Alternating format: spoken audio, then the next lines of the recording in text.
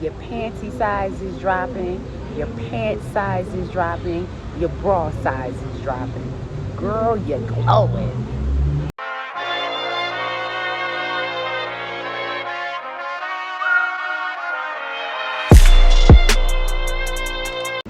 What up, y'all? It's your girl, Jasmine Nicole, and welcome to Weight with Jazz, a safe space for the obese, the overweight, those who just want to lose weight, and myself to share a weight journey, as well as my life too.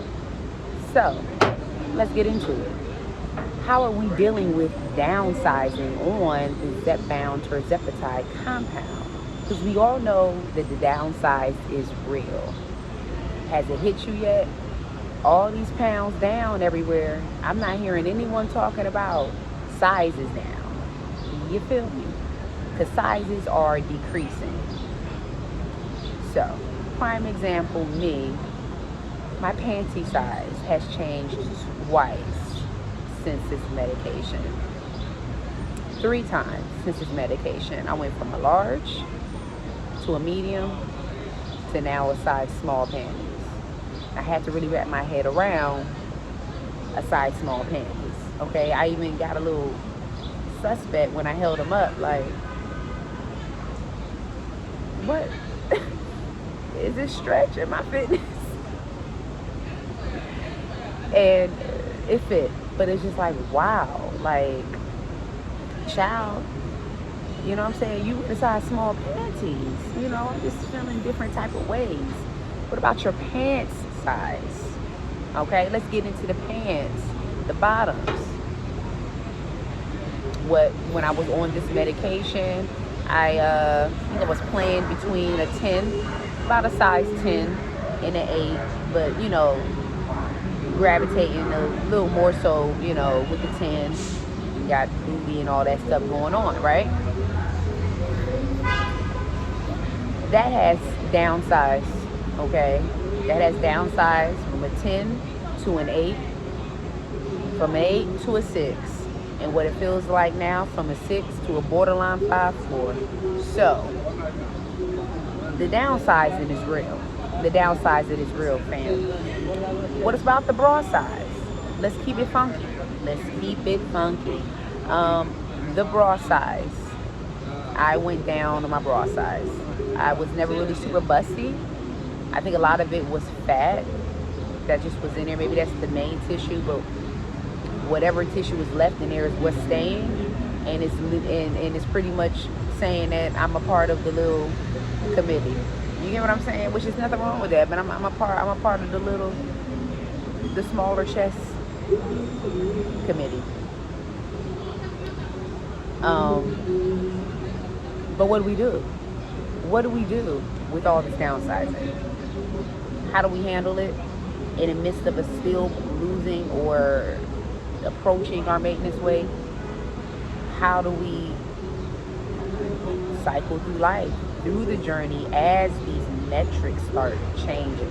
You still want to look halfway decent. You want to feel good even throughout your journey. You don't want to just be in sweats and tights the entire time, you know? But it can be frustrating if you purchase a pair of jeans or something and then weeks later it's looser because we're not done with the effects of this medication. It's still doing what it needs to do, and you're not in the maintenance level yet. But for me, because, you know, I still need to have something to wear, I still up my sizes. Well, not up my size, you know, I purchase, you know, downsized clothing. Not too extreme, but what I know that I'm going to be wearing on a regular basis, and just keep an eye on that and see, you know, modify that as more pounds come off until I get to my maintenance.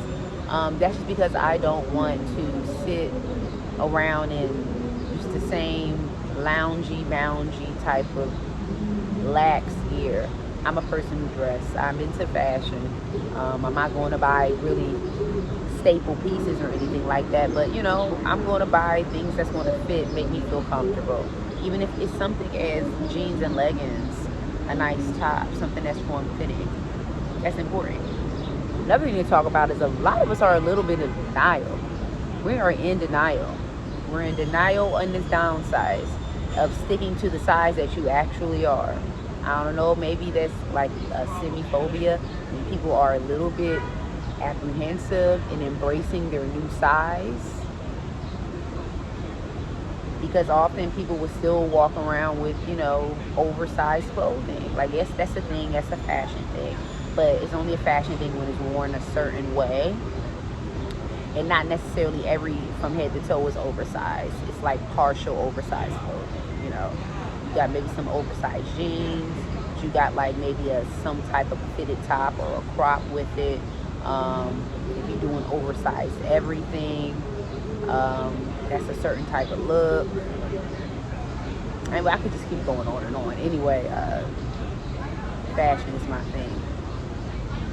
But come to the realization that, boo, you are not a large in a shirt, and you are not, more than likely, not a medium in the shirt. Especially with the way your chest is depleted, and your arms is smaller, and your waist is smaller. You are a small. Even myself, I'm still in the mindset of purchasing a medium.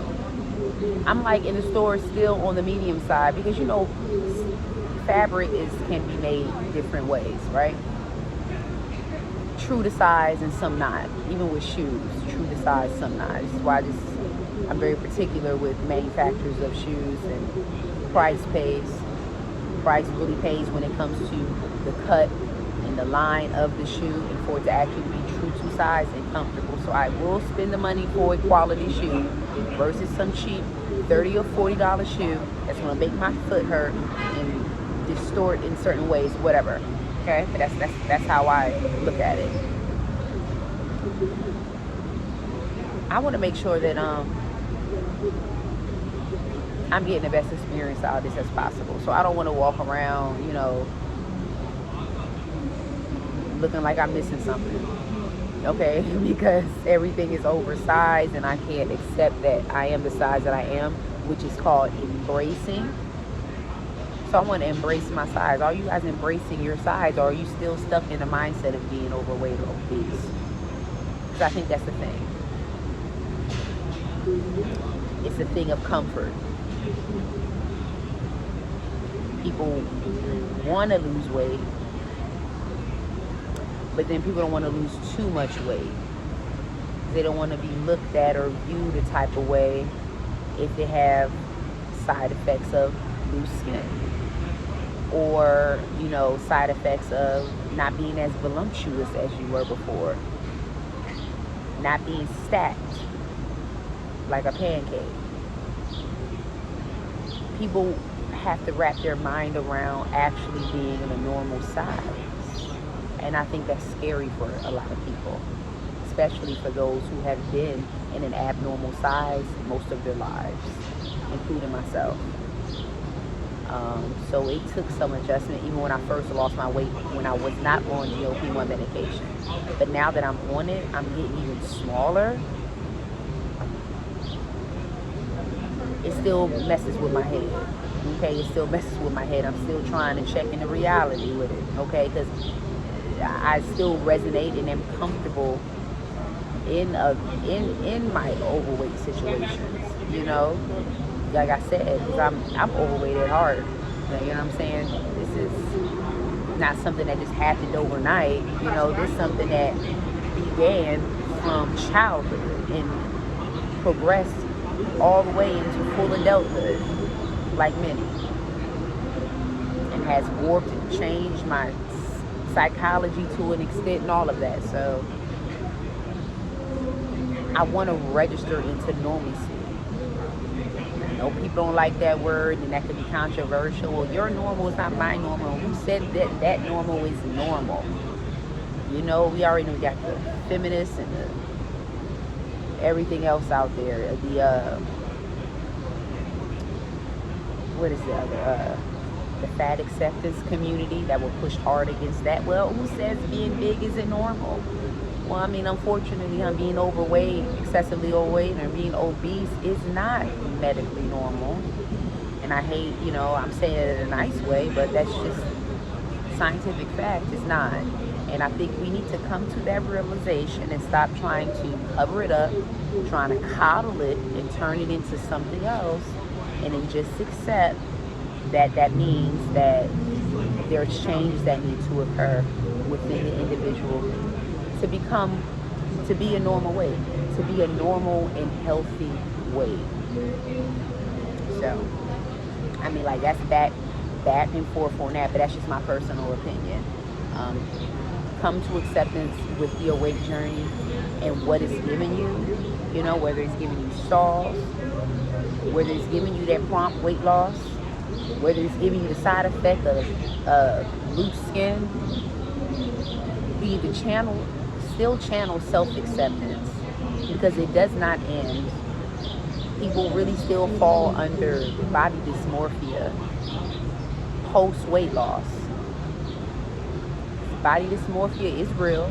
Body dysmorphia is real pre-weight loss and post-weight loss. So you already could be in a complete funk about how you view your body because you're overweight. And could tag that as body dysmorphia. Then once you lose the weight, sometimes that doesn't reverse it, because depending on how much weight you lose and what loose skin it leaves and what left of a body shape that you may have, it can cause body dysmorphia post-weight loss, because people are unhappy with what they look like after losing the weight. Some regretful, wishing that they would have stayed big because they felt like their body was more tight and together, versus being smaller with loose skin, or even maybe a monstrosity of loose skin, just massive loose skin. I've seen some very serious cases, so I definitely understand it. And in some of those cases, it really can be argued to be a medical necessity to have it removed and to be covered under your insurance. Because, I mean, just for those who are looking for that out, okay, that is an opportunity. You're trying to figure out a way. If you are in the bariatric surgery eligibility, approval, whatever lane, or you didn't had it and now you're trying to get approved for the cosmetic part, that can be used as an argument. Like, they will do it if it's, you know, deemed as a medical necessity against your health. And this can be argued at, because it'll be a medical necessity against your mental health. What type of damage is it causing you psychologically as well as physiologically to carry around excessive skin on your body? So that right there pretty much nails the cosmetic part. But if you don't get cosmetic surgery,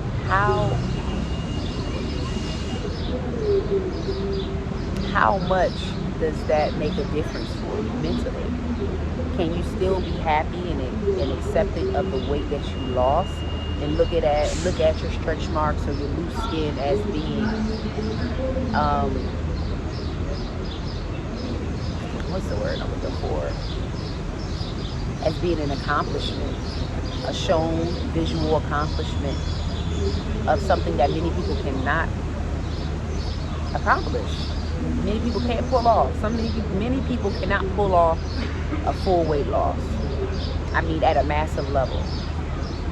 So to see people pulling it off, but growing depressed, etc., because of the way they look after it, because they're still not that cosmetic Europeanized standard that's portrayed. Still trying to look that perfect level of skinny, that smooth level of skinny, that super toned shape level of skinny, that partially muscular level of skinny. You can't get to that, and you're just smaller, but you got little defects of sagginess here, a jiggle in the arm here, and all that. And that just completely declines a person's self-esteem. And it really should uplift your self-esteem, because looking at them stretch marks in your skin, even though you may want to do something different, just know that, like, that is a symbolism of you ending what could have ended you. You know, I take the positive out of the negative, because I'm telling you, in this world of vanity, That's all you're going to constantly get, something that's never enough. Okay, you need to lose the weight. Save your life. Lost the weight. Now I got a whole layer of loose skin as a result. Now the next step is, oh, well, you need to cut the skin off. You need to get a tummy tuck. And you need to get a BBL to get your butt together. So what are you doing next to snatch it up? I mean, it's one thing after another. It's not like these procedures are covered 100%. And it's not like they are just affordable where you could just self-pay yourself. They're not. So people are having further anxiety because they want to be happy about their weight loss, but then they're not as happy because they still getting pushback from people in the community and internally within themselves about the remainder of the weight, the loose skin, the cosmetic side of it. Rather than someone just congratulating you on losing weight, you're beautiful, you're wonderful, you did a great job, keep up the good work, stand strong, that type of thing, you know, because we are a world of vanity. And when we go through a weight loss journey, everybody automatically assumes you lose that weight, it has to come with further alterations. I was even thinking about that. I'm like, my stomach, I need to do Sona Bello. What can I do? Get some fat transfer to push into my chest. And I'm like, yes, all that can be done at a really pricey price and at a pricey risk at the end of the day. Because just because you're getting non-invasive surgery doesn't mean that you're not going to have invasive side effects. It doesn't mean that you're not going under some type of anesthesia. It does not mean that you're not going to have soreness. You're not going to have a heavy recovery. It's risk and everything. And there are situations where people have went into non-invasive surgeries. I've heard of stories. That's all I'm going to say. Look them up. And unfortunately, there have been a situation where an individual didn't come out of it like that individual should have from a non-invasive surgical procedure, cosmetic surgical procedure. So taking all this stuff in consideration, is it worth it when dealing with being downsized? Or is it just better just to deal with what you have, find happiness, and just go shopping and upgrade your wardrobe and get some nice panties, get some nice sexy bras, get some nice bottoms, get some dresses, being as though, I don't know what area you're in the climate, but get some dresses. Because even if it's still in the level of weight loss, you're not at your maintenance yet, so you don't know, it's fluctuating, you don't know what your ending is going to be just yet. Maxi dresses, flow summer dresses are just great. They're great, they're forgiving. Just hide behind that until you figure out where your weight is going to land and stay. So there are options, and you can still feel happy, still feel good in your bathing suit, y'all. I want to encourage you on that because I know that I go through those feelings at times, and I know other people do too. I see it all the time. But just stay encouraged. Just because you have loose skin does not mean that this journey was not for you. It's for you, and you still be happy with your results, because think about it, you could have been where you were. You happier where you were, or you happier now with the loose skin much lighter? And work on everything else later. We have to look at the cup half full instead of half empty. I'm gonna get at y'all the next video. Be real, boo.